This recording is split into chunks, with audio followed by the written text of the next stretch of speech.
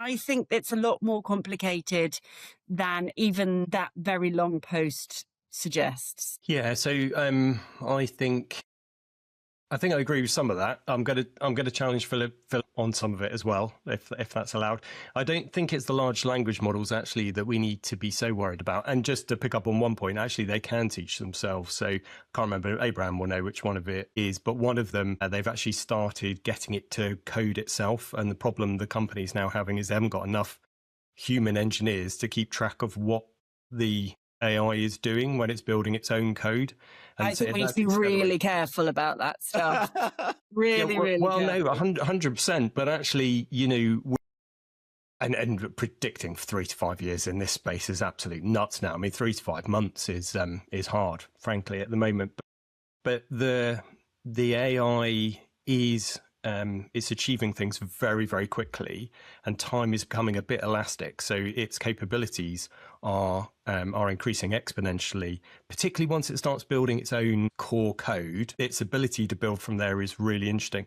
Just on your point about numbers, which I have to say, until very recently, I agreed with you. It was better at constructing Word documents or images or video. So I thought what was really interesting was the launch of Hazel in the US, which was launched in very early beta form, and even as an early beta full of errors.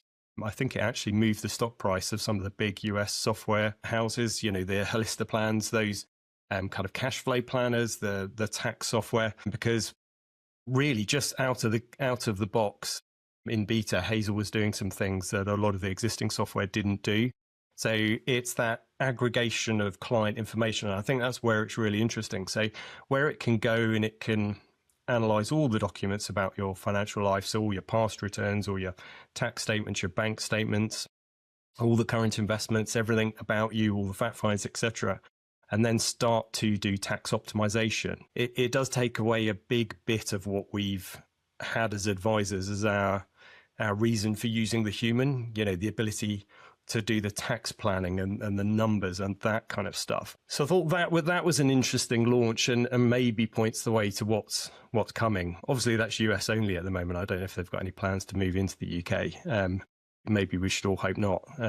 Or Abraham will build something which will be the UK Hazel. But as you think, so I was giving a presentation on AI and financial services last week, and I think the question from the audience, which actually made me stop in my tracks a little bit, and I had one actually, I think Abraham and I you and I were doing a presentation. We had a similar question from the floor, which was from a younger person in both cases.